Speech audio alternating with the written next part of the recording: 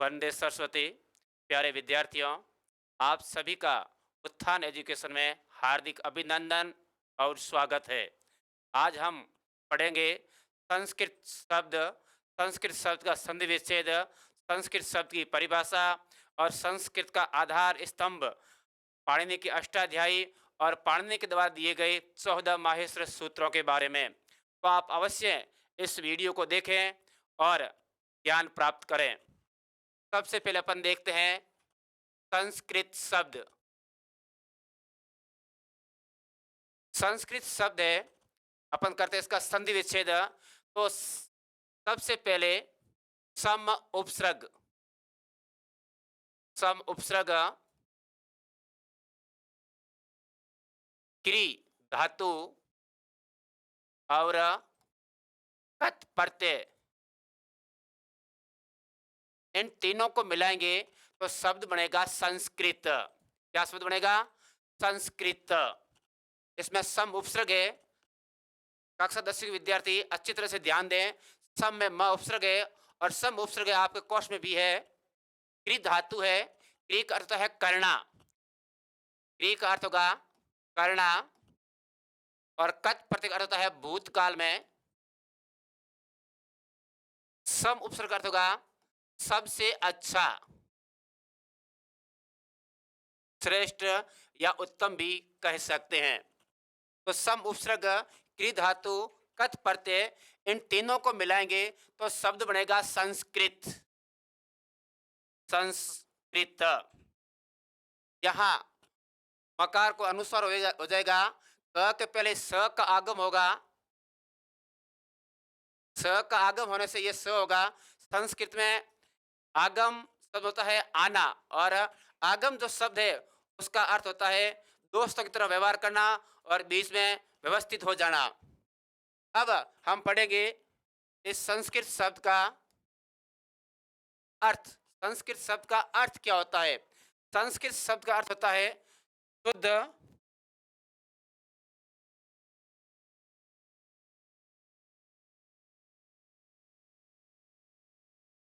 परिष्कृत,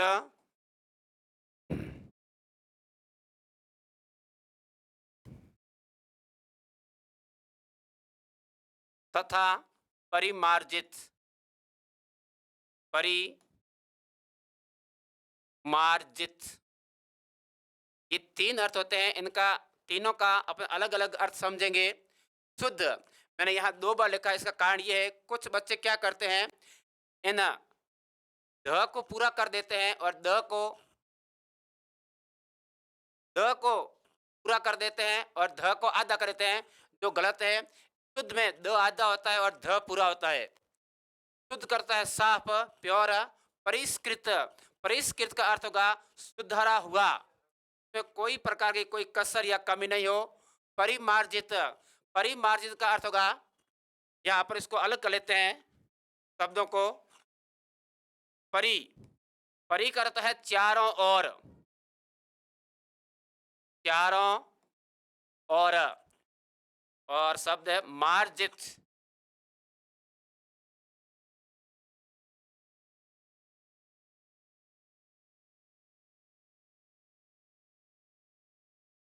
मार्जित शब्द है, ये बना है मार्जन से, जिसका अर्थ होता है साफ या मंजन करना, अर्थात चारों ओर से मंजन किया हुआ। अब संस्कृत शब्द का अर्थ होगा शुद्ध, परिष्कृत तथा परिमार्जित, मतलब साफ, सुधार किया हुआ और चारों ओर से मंजन किया हुआ। मतलब इसमें किसी भी प्रकार की कोई त्रुटि या गलती न हो, उस शब्द को संस्कृत कहते हैं। अब अपन समझेंगे संस्कृत की, जो संस्कृत का आधार स्तंभ है वह, संस्कृत का आधार स्तंभ है पाणिनि की अष्टाध्यायी। संस्कृत का जो आधार स्तंभ है वो पाणिनि की है अष्टाध्यायी।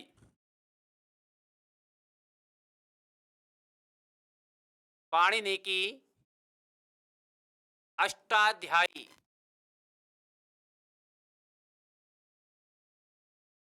यहाँ अष्टाध्यायी एक ग्रंथ का नाम है जो संस्कृत का आधार है, और इसके रचयिता है या प्रणेता है रचयिता वो है पाणिनि। पाणिनि का जन्म ईसा पूर्व 6ठी शताब्दी में लाहौर गांव में हुआ था, जो वर्तमान पाकिस्तान में है। पाणिनि के पिता का नाम पिता का नाम पणिन था। माता का नाम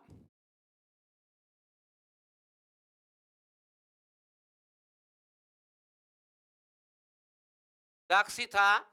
पाणिनि ने एक ग्रंथ की रचना की, उसका नाम है अष्टाध्यायी।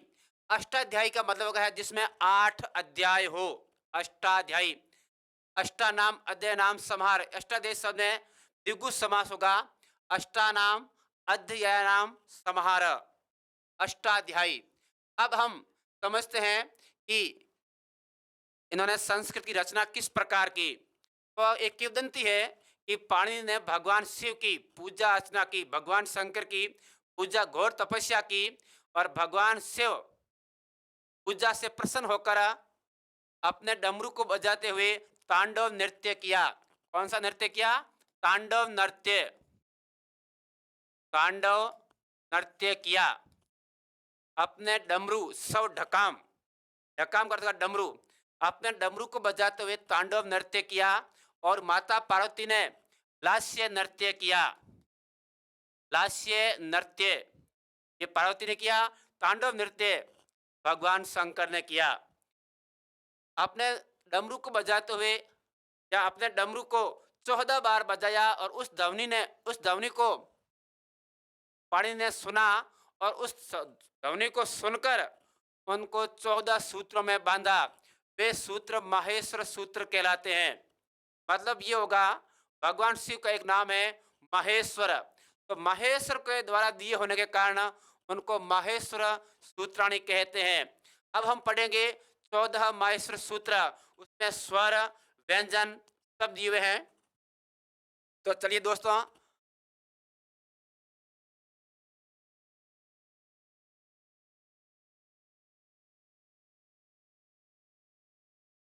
इनको भी एक बार साफ कर लेते हैं।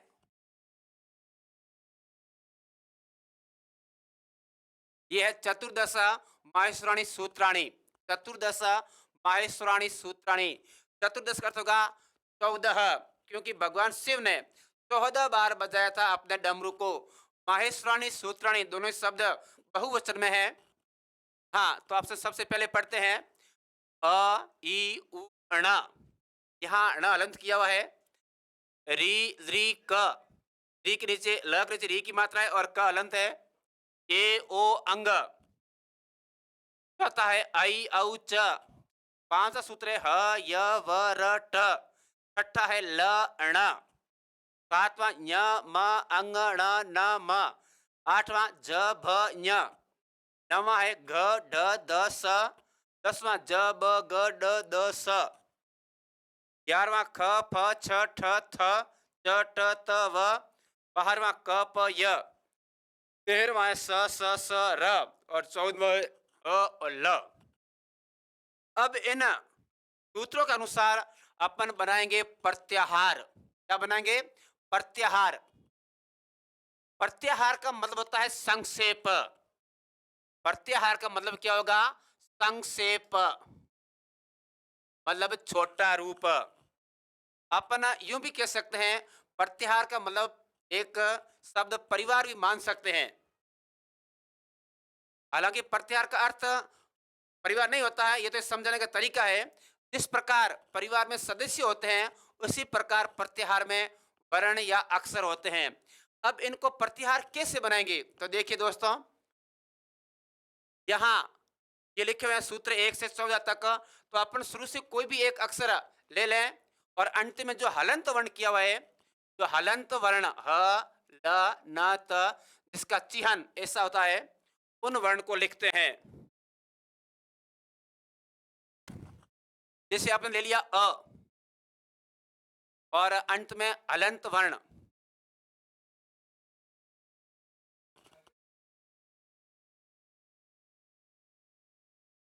अण। तो ये आपने शुरू से अ लिया, बाद में हलंत वाला वर्ण लिया, बन गया अण। अब इसमें क्या होता है, जो हलंत वर्ण है उनकी गिनती साथ में नहीं होती है। ये तो एक साधन मात्र है प्रत्याहार बनाने का। इस बात का पूरा ध्यान रखें प्यारे विद्यार्थियों। जो हलंत वर्ण है इनकी प्रत्याहारों में गिनती नहीं होती है। देखिए यह लिखा है, अब देखेंगे अपन कि अण प्रत्याहार में कितने अक्षर आते हैं। तो अण प्रत्याहार में यहाँ 3 अक्षर आएंगे। कौन कौन से? अ, ई और उ। ये 3 अक्षर आएंगे। अब अपन ले लेते हैं अक प्रत्याहार। अब सबसे पहले अपन को ये देखना है अक प्रत्याहार में कुल कितने अक्षर आएंगे। इसमें भी ये ध्यान रखें कि जो हलंत वर्ण है उनकी गिनती साथ में नहीं करनी है और नहीं लिखा जाएगा। अब यह अ है और ये क है, तो प्रत्याहार बन गया अक। तो इसमें 5 अक्षर आएंगे, अ, ई, उ, री और री। 5 अक्षर आएंगे अक प्रत्याहार में। अब मान लीजिए आपने प्रत्याहार बनाया एक, एक प्रत्याहार बनाया, तो अ तो पीछे छूट गया है, कोई बात नहीं। ई से शुरू करना है और क तक देखना है। तो ई, उ, री और ली, ये 4 अक्षर आएंगे। अब आपके दिमाग में आया होगा कि ण और क की गिनती साथ में अपनी यहाँ लिखा क्यों नहीं, क्योंकि इनकी गिनती साथ में नहीं होती है। अब अगला प्रत्याहार बनता है एंग प्रत्याहार। एंग प्रत्याहार, यहाँ एंग प्रत्याहार में 2 अक्षर आएंगे, एक तो आएगा ए और ओ। अब आपको यहाँ अजीब लगा होगा ये एंग के साथ ng कहाँ से आ गया। तो आपने तो पहले पढ़ा था, वो पढ़ा था ड़।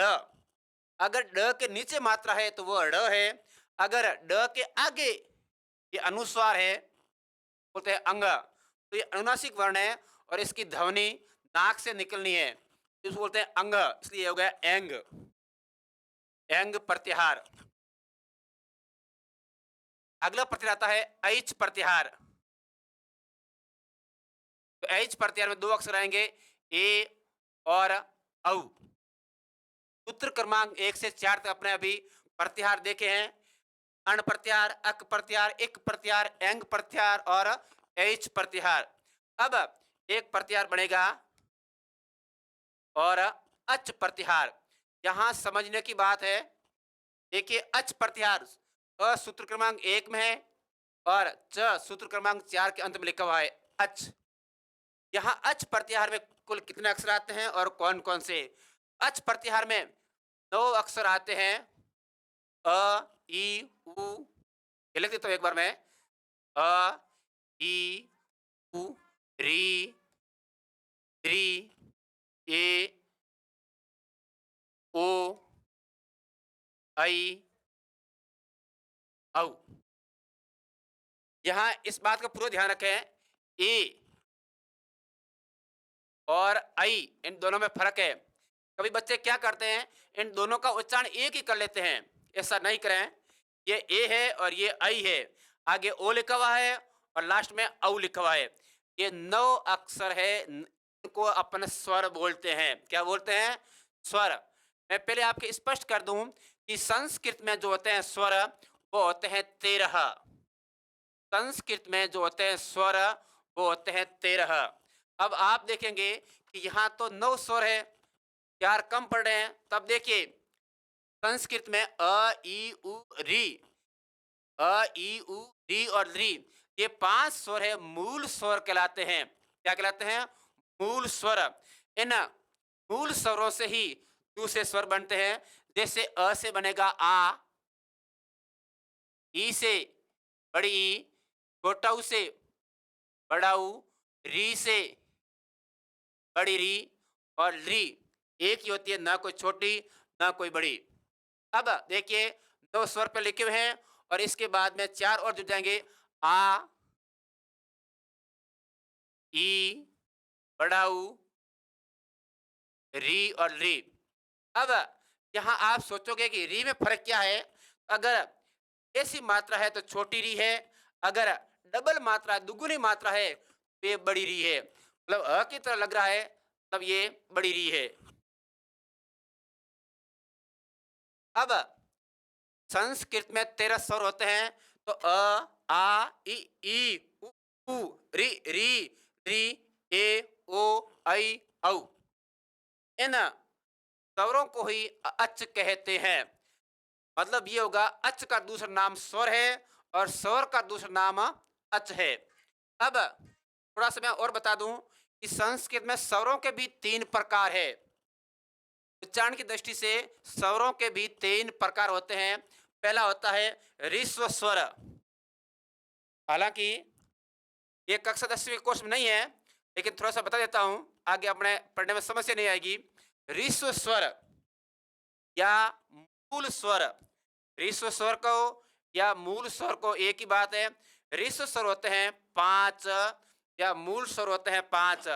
कौन कौन से? अ, ई, उ, री और ली, ये होते हैं ऋस्व स्वर। अब बारी आती है नंबर 2, दीर्घ स्वर। ऋस्व का अर्थ होता है छोटा, दीर्घ का अर्थ है बड़ा। दीर्घ स्वर में आते हैं 8 स्वर। कौन कौन से? आ,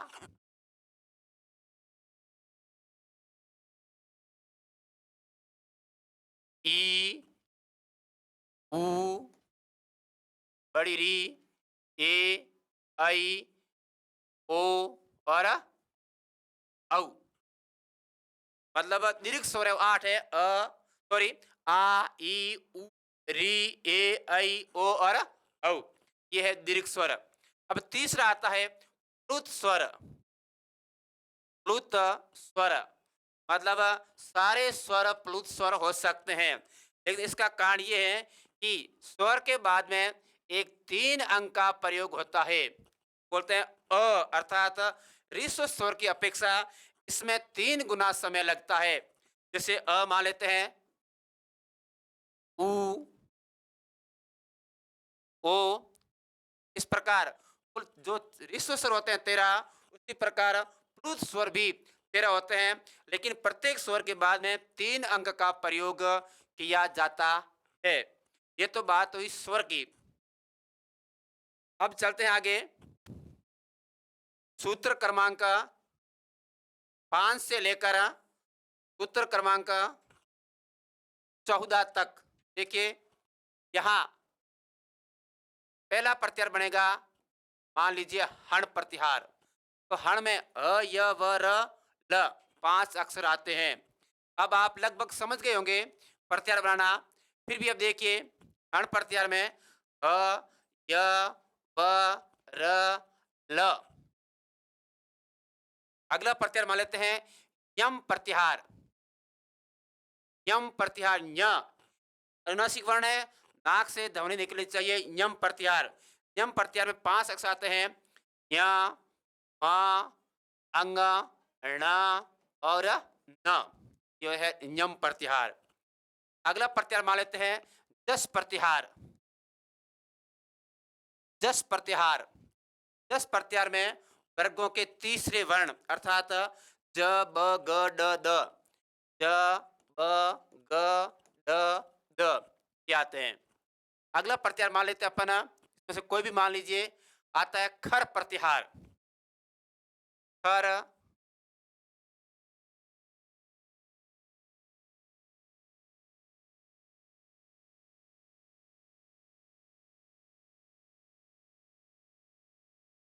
खर।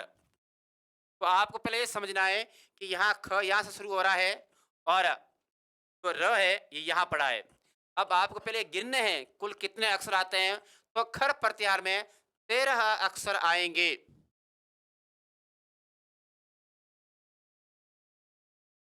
ख, फ, छ, ठ, थ, च, ट, त, क, प, स, स। मतलब 1, 2, 3, 4, 5, 6, 7, 8, 9, 10, 11, 12 और 13। तो यहाँ शुरू हो रहा है और र यहाँ से खर प्रत्याहार मतलब वर्गों के दूसरे वर्ण, पहले वर्ण, दूसरे वर्ण और तीनों स स स स। अब अपन देखते हैं आगे। मैं यहाँ थोड़ा सा बोर्ड सेक लेता हूँ ताकि समझने में समस्या ना हो।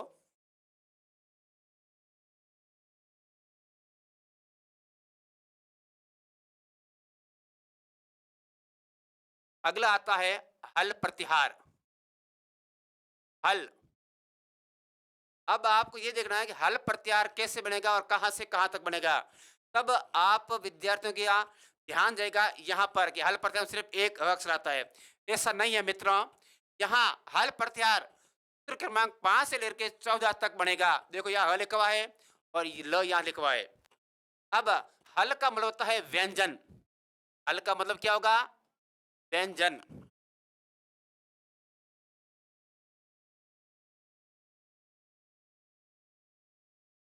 मैं आपको पहले क्लियर कर दूं कि संस्कृत में 33 व्यंजन होते हैं। कितने व्यंजन होते हैं?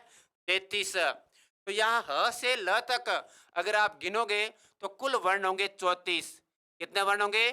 34। अब आप सोचोगे कि आपने कहा था यह व्यंजन 33 है, लेकिन यहाँ तो 34 हो रहे हैं। यहाँ भी ये कारण ये है, यहाँ अ को 2 बार लिखा गया है क्योंकि संस्कृत में एक सूत्र है दीर्घ अणा।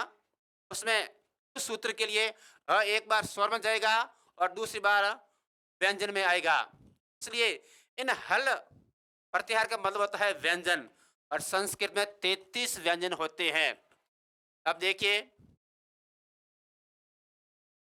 हल व्यंजन हो गया। एक बार फिर देखते हैं। मान लीजिए प्रत्याहार है कल। कल प्रत्याहार तो इसमें कितने अक्षर और कौन कौन से आएंगे? तो सूत्र क्रमांक 12 से क प त स त और अ कुल मिलाकर छ क प त त त और ह। ये इतने अक्षर आएंगे कल प्रत्याहार में। क्या आएंगे? कल प्रत्याहार में। अब अपन देखते हैं कि इन ये जो माहेश्वर सूत्र है, स्वर व्यंजन है, ये हमारे 10वीं में कहाँ काम आएंगे? अपन जब संधि पढ़ेंगे, मतलब जब अगले वीडियो पर संधि पढ़ेंगे, उस समय यह पूरा हमारा सहयोग करेगा अगर अपन को याद हुआ तो। इसलिए आप अवश्य इन चीजों को याद कर लें और समझ लें। अब अपन देखेंगे कि सूत्र क्रमांक 1 से 4 तक स्वर है। क्या है? स्वर। सूत्र क्रमांक 5 से 14 तक सारे व्यंजन है। अब इनको याद करने का छोटा सा तरीका है। अब पहले स्वर है, उसके बाद में अंतस्थ वर्ण है। अंतस्थ वर्ण, उसके बाद में वर्गों के, किसके? वर्गों के पंचम वर्ण, चतुर्थ वर्ण। पंचम वर्ण कौन कौन से हैं? य म अंग ण न। चौथे वर्ण कौन कौन से हैं? ज भ ग ढ ध। तृतीय तृतीय वर्ण कौन कौन से हैं? ज ब ग ड ध। दूसरे वर्ण कौन से हैं? ख फ छ ठ थ। प्रथम वर्ण क प, नहीं सॉरी, च ट त क प, ये प्रथम वर्ण है। और बाद में आते हैं ऊष्म वर्ण, इनकी संख्या 4 है। इस प्रकार आपको ये माहेश्वर सूत्र याद करने हैं। अब हम थोड़ा सा समझेंगे स्वर और व्यंजन थोड़ा सा। और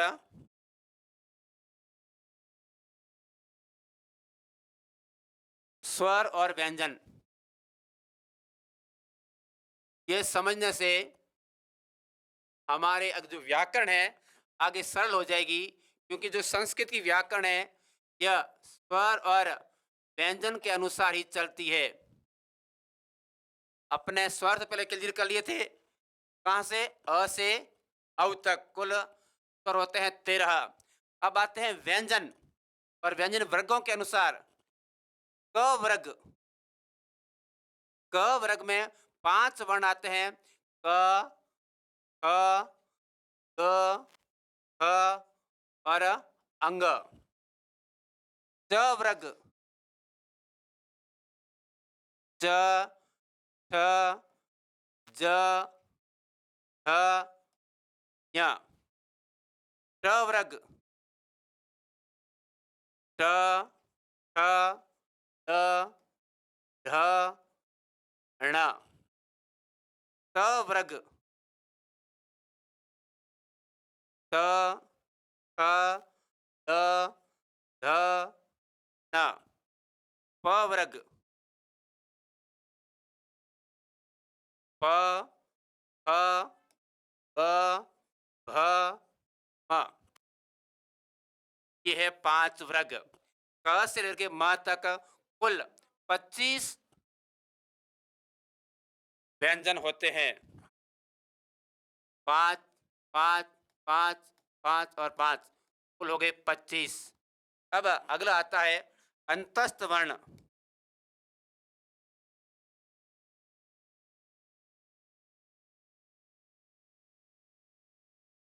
अंतस्थ व्यंजन तो 4 है। य, र, ल, व।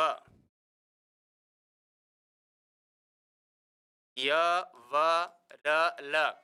इस बात का ध्यान रखें, य के बाद में व आएगा क्योंकि माहेश्वर सूत्रों में भी य, व, र, ल दिया हुआ है। इनकी संख्या 4 है और अंत में आते हैं उष्म वर्ण या उष्म व्यंजन।